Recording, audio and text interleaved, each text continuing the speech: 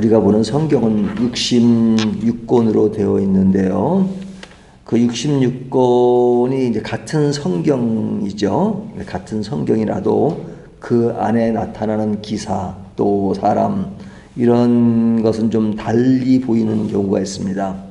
이제 오늘 본문에 나타난 이 사도들이라고 하는 것은 예수님의 제자죠. 예수님의 제자들의 행적이 사도행전 말고 전에 사복음서에 나타나 있잖아요. 이 사복음서에 나타나는 제자들의 모습과 사도행전에 나타나는 제자가 사도가 된 그런 모습은 아주 상당한 차이를 보이죠. 그러니까 예수님 당시의 제자들을 보면 상당히 나약하고 또 헛소리 잘하고 그리고 소극적이고 그리고 겁이 많았던 그런 부분이 많이 묘사됐다면 이 사도행전에 나타난 이 사도들의 모습은 아주 그것과는 확연하게 차이가 있는 것을 볼 수 있습니다.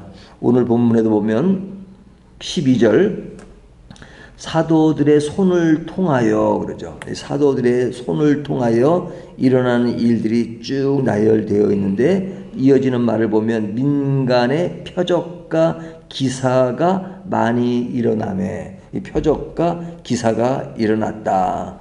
우리가 사복음서에 보면 예수님이 세 제자를 데리고 변화산에 올라갔을 때 그 밑에서 제자들이 병자를 고치지 않아서 병을 나으려고 했던 사람들이 컴플레인하는 그런 모습이 있잖아요. 그냥 아주 제자들이 그냥 뭐 이런 일을 쩔쩔매는 그런 모습이었는데 여기는 뭐 제자들이 사도가 되어서 하는 일들이 막 놀라운 역사가 일어나고 있는 겁니다. 기적과 표적이 일어나고 그런데 이것이 뭐 어쩌다 한번 일어나는 것이 아니라 계속 일어나고 있죠.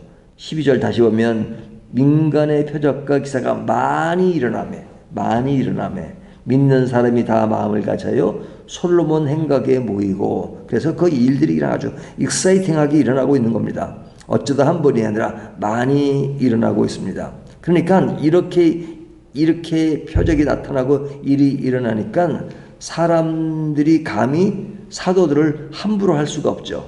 13절 그 나머지는 감히 그들과 상종하는 사람이 없으나 백성이 칭송하더라. 백성들이 칭송하고 뭐 그런 것이 눈에 보이니까 막 다른 사람들이 엄청 많았다는 거죠. 그리고 그들을 함부로 대할 수가 없었다. 그러니까 그 같이 일으키는 부흥은 그 많은 사람들의 변화와 칭송을 받았습니다. 14절 믿고 주께로 나오는 자가 더 많으니 남녀의 큰 무리더라. 그러니까 굉장히 부흥하고 아주 주변 분위기나 안의 분위기가 완전히 그냥 뭐 살아 역동적인 그런 분위기를 자내죠.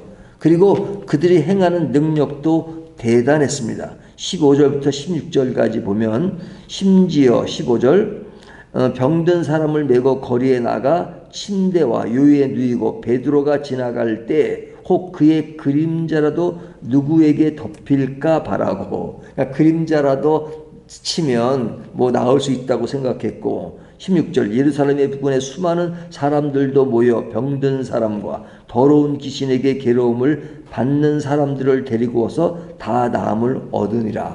예, 사람들이 오면 나음을 입고 하니까 뭐 놀라운 일들이 벌어지니까 굉장히 아주 살아 역동적인 그런 분위기를 보여주고 있죠. 이것이 제자들의 모습인데 사복음서가 비교하면 완전히 달라진 모습이라고 할 수 있죠. 뭐 인간이 오늘날 사람들이 하는 말로 하면 아주 성공한 캐스의 전형적인 모습이라고 볼 수 있죠.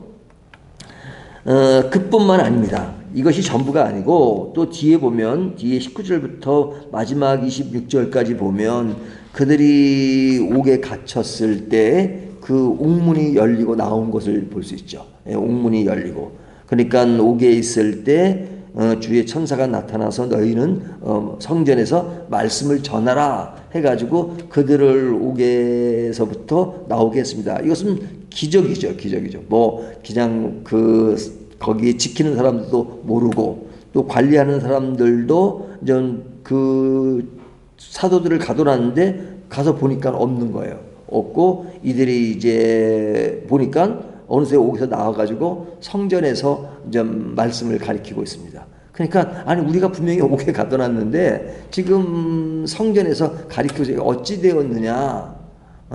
그냥 옥문은 그대로 지금 잠겨 있는데, 그러니까 이게 기적이 일어난 거죠. 이런 기적들이 일어난 것. 그러니까 앞에서는 기적을 행하는 모습이었다면 그들이 어떤 기적의 어떤 것들을 자기들이 이렇게 받고 옥문으로 나가서 말씀을 전하는 그런 모습을 보여주고 있습니다. 그러니까 뭐 주변 사람들이 그런 상황을 보고 제자들을 함부로 할 수 없잖아요. 굉장히 이분들은 대단한 사람들이다 해서 뭐 그냥 그들에 대한 이미지가 달라졌죠. 그러니까 그들에 대한 여론이 너무너무 좋기 때문에 그런 힘을 가진 갑에 해당되는 대제사장과 종교 지도자들도 이들을 함부로 할 수 없는 그런 상황에 도달한 겁니다. 그래서 굉장히 이들의 모습에 보면 옛날 가들은 완전히 이제 옛날에는 아주 그냥 뭐 좀 세상 말로 말하면 밑바닥에서 기었다 그러면 지금은 아주 높은 위치에서 아주 큰 힘과 능력을 발휘하는 그런 모습을 봅니다. 뭐 일반 사람들이 말하면 이제는 성공했구나, 사람이 이렇게 달라질 수 있구나, 뭐 그런 생각을 할 수 있겠죠. 그런데 우리가 이제 이런 측면만 보면 대단히 달라진 모습이지만 그렇다고 해서 그들에게 어려움과 힘든 일이 없느냐? 그들에게 어떤 나타난 것들은 대단하지만 또 그것과 더불어서 자세히 들여다보면 그들에게도 늘 그 반대의 상황, 어려운 상황이 있는 것을 볼 수 있습니다. 그것이 무엇이죠? 17절 보면 대제사장과 그와 함께 있는 사람, 즉 사두개인이 개인의 당파가 다 마음에 시기가 가득하여 일어나서 사도들을 잡아다가 옥에 가두었더니, 자, 이들이 그러한 놀라운 일들을 행하니까, 기적을 행하고 능력을 행하니까 그것을 보고 당시에 종교 지도자에 해당되는 사두개인들의 당파가 다 마음에 시기가 가득하여, 시기가 가득해서 그에 대해서 뭐 안 좋은 감정을 가지고 있는 거죠.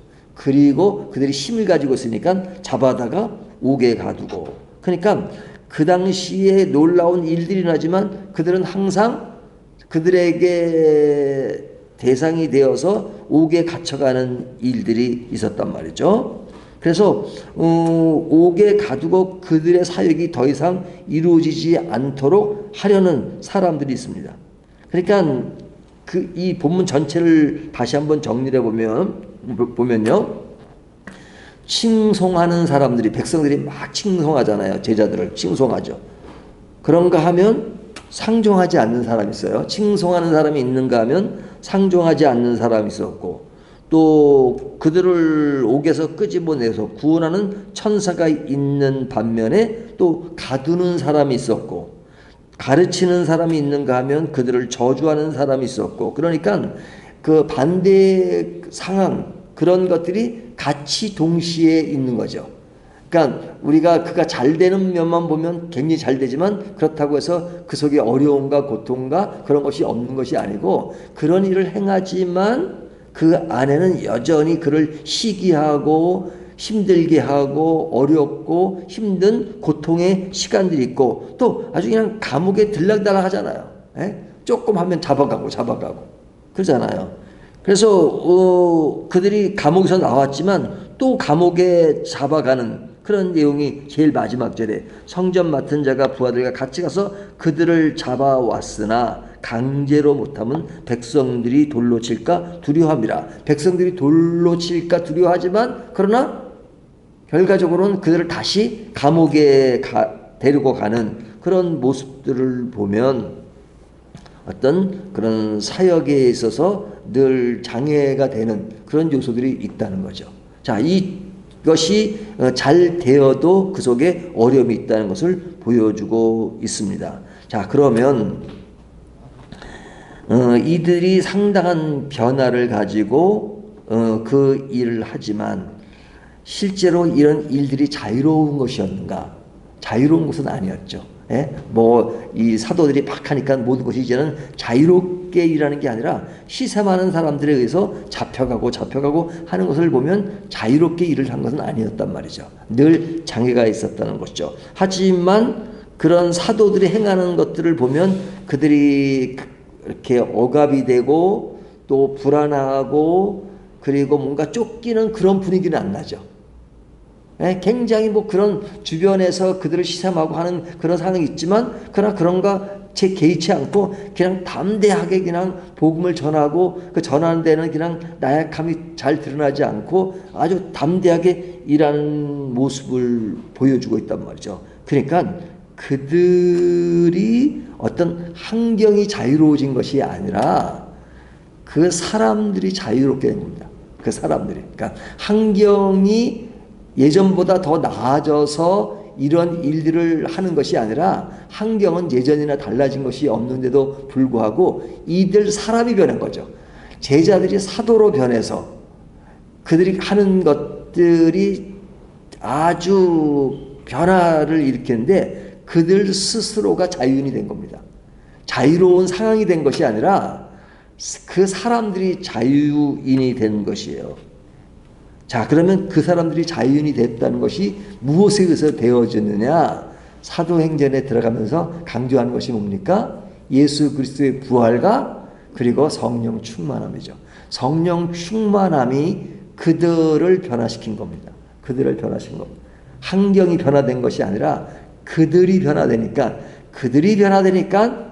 그 일들이 완전히 달라지는 그 모습을 보여주고 있습니다. 그러니까 제자에서 사도가 된 그 자유의 사람이 됐습니다.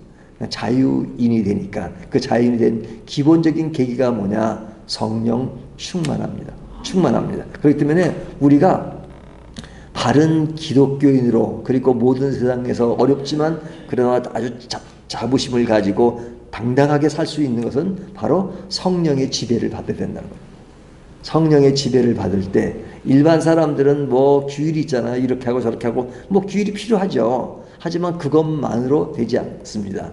우리의 어떤 인간의 노력은 한계가 있어요.